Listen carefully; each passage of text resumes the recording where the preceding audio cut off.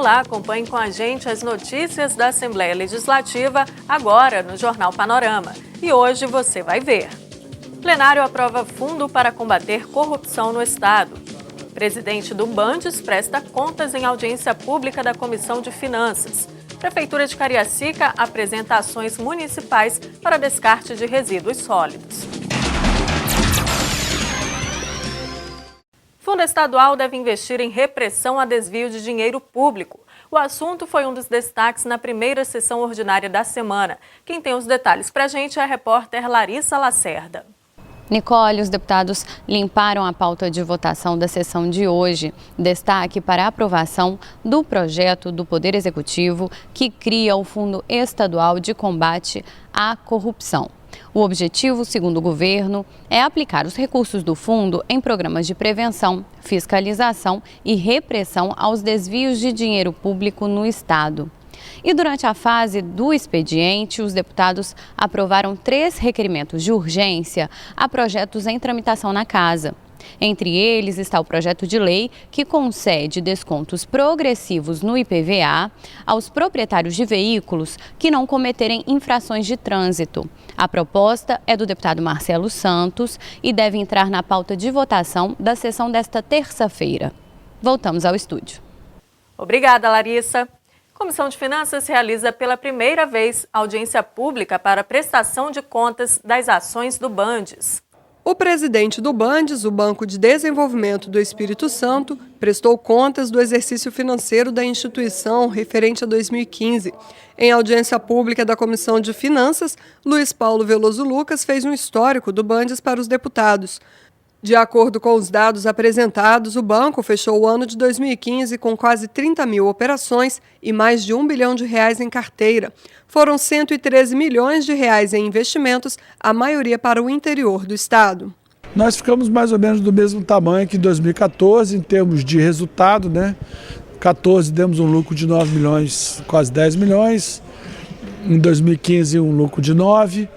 Mas nós praticamente no ano passado fizemos metade do ano só, que nós assumimos em março, as reservas de liquidez estavam muito baixas, o trabalho de prospecção estava parado e nós lançamos as políticas operacionais em julho, dia 16, com essas novas prioridades e conseguimos um trabalho bastante bom, eu acho, nesse primeiro ano.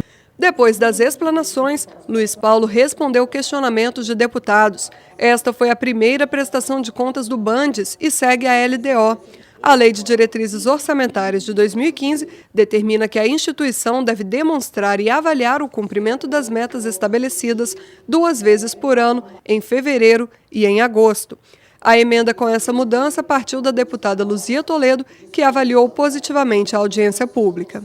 Mostra para a sociedade que tem o Bandes, que é o Banco de Desenvolvimento do Espírito Santo, tem tantas, na verdade, ações positivas, né? E propositivas. Nós, inclusive no turismo, que eu sou madrinha do turismo, que bom saber que nós podemos, que os nossos pequenos agricultores, o agronegócio, o agroturismo, podem usar o Bandes, que na verdade tem projetos para isso e mais do que isso, trazer empresas grandes, empresas médias para o estado do Espírito Santo, gerando emprego, gerando renda.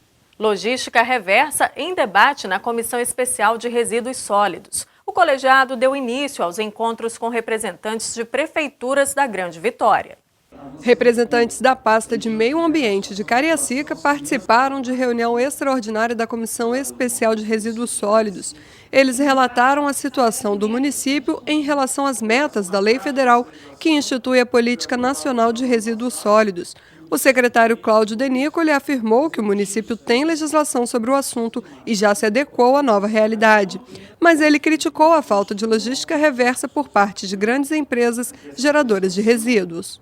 Os produtores de pneu, por exemplo, de garrafa PET, por exemplo, de embalagem Tetra Pak, por exemplo, e que cadê o envolvimento deles nesse processo todo? Quer dizer, eles são responsáveis pelos resíduos que eles produzem e que criam, que geram e que estão na rua. Quer dizer, eles são obrigados, têm um dever legal de estarem fazendo campanhas educacionais, fazendo esse recolhimento e depois levado para triagem e reciclagem. Hoje em dia a gente não vê essa ação efetiva desses grandes geradores. Então eu tenho discutido, tenho debatido inclusive com o Ministério Público para chamar esses atores que são fundamentais, importantes para o debate também e que assumam e façam, exerçam também o seu dever legal. Segundo o presidente da comissão especial, o colegiado iniciou a elaboração de projeto de lei para regulamentar o assunto. Já existe uma orientação do Ministério do Meio Ambiente, para que isso seja efetivamente implantado, e a comissão está criando leis estaduais para que isso seja efetivamente cumprido no nosso estado.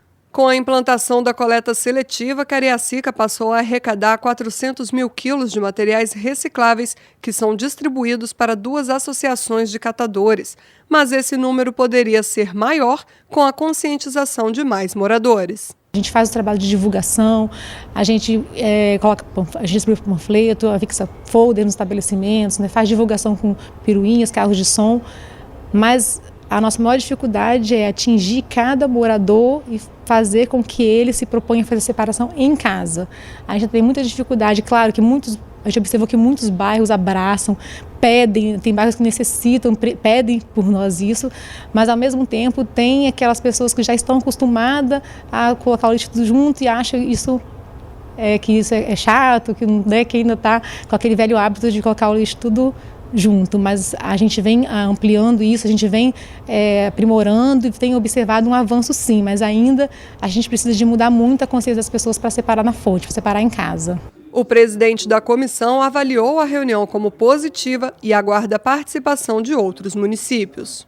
Sobretudo os municípios da Grande Vitória, onde nós temos o problema do lixo ainda mais grave, uma produção muito grande, evidentemente em função da população maior, nós temos muito lixo nas cidades da Grande Vitória e na próxima reunião nós teremos aqui o município de Serra e o município de Vitória.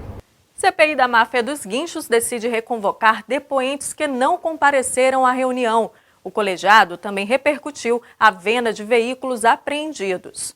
O leilão realizado pelo Detran para retirar 30 mil veículos de pátios credenciados foi um dos destaques da reunião da CPI da máfia dos guinchos. A medida era uma antiga demanda do colegiado. É um passo significativo para que esses pátios eles sejam esvaziados e nós possamos acabar de uma vez com esses convênios que têm alimentado essa máfia do guincho, que são esses pátios conveniados, que assediaram guardas municipais e que fizeram uma farra de rebocamento de veículos no nosso estado, principalmente na Grande Vitória e interior do estado também. Já as autoridades convocadas para a reunião da CPI não compareceram.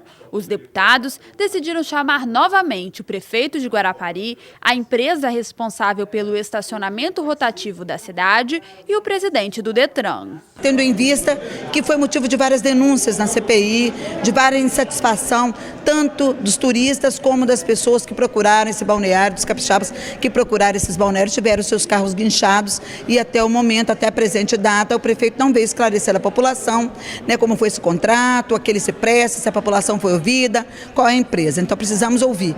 Também já havia sido convocado em outra reunião o diretor do Detran, o atual diretor, e será muito interessante que ele venha porque ele pode dizer em que ritmo que estão os leilões que são determinantes para que a gente esvazie os pátios e acabe com esse credenciamento do nosso ponto de vista que favorece a corrupção, que favorece alguns proprietários de pátio e totalmente irregular, totalmente ilegal. Ações públicas para a segurança dos ciclistas. O assunto esteve na pauta da Comissão de Turismo e Desporto da Casa. Transporte, lazer e saúde. A bicicleta ganha cada vez mais espaço nas ruas capixabas. O uso da bike foi tema de reunião do Colegiado de Turismo e Desporto, que recebeu o presidente da Federação Espírito Santense de Ciclismo. A entidade cobra políticas públicas voltadas para a segurança dos usuários. O que tem que ser feito são campanhas educativas permanentes, de qualidade, mostrando o direito do ciclista a andar na rua, onde não há ciclovia ou ciclofaixa. Mostrando que ele tem que andar na mão, nunca na contramão, usar óculos de proteção, de preferência capacete, roupas claras. Essa é a cobrança da federação, no intuito de campanhas mostrando que há ciclista na rua e o motorista tem que respeitar. O presidente da federação também falou sobre a qualidade das ciclovias. Piso escorregadio, muito buraco, falta de sinalização.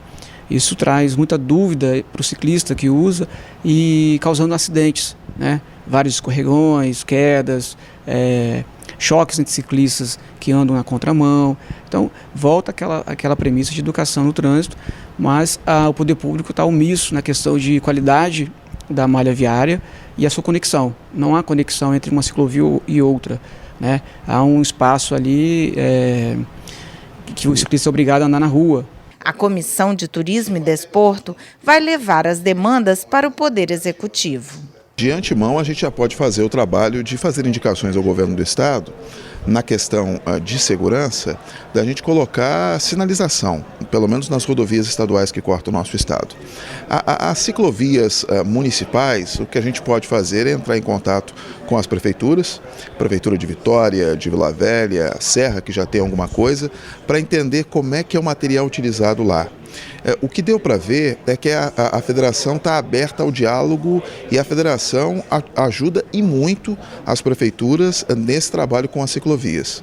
Outra questão importante é de uma campanha educativa por parte do governo do estado. Pretendo conversar com a secretária de comunicação do nosso estado, a Andrea Lopes, para ver se o governo pode, através do Detran ou de uma outra forma, fazer um trabalho de conscientização em nível de estado. Comissão de Assistência Social volta a discutir medidas socioeducativas para menores. A assistência socioeducativa, com políticas públicas permanentes voltadas às crianças e adolescentes, foi abordada na reunião da Comissão de Assistência Social.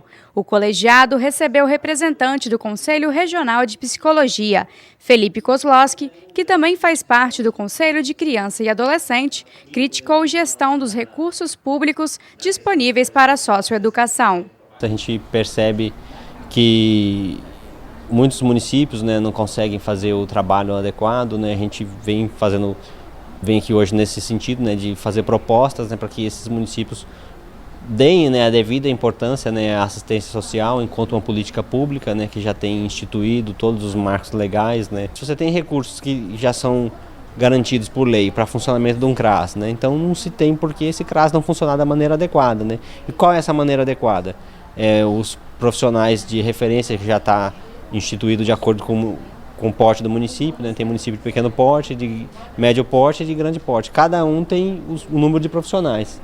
Então, não tem por que não ter o funcionamento adequado. Esta edição do Jornal Panorama vai ficando por aqui, mas não saia daí, porque a programação da TV Alice Digital continua, com muita informação e cultura para você. Obrigada pela companhia de sempre e até a próxima.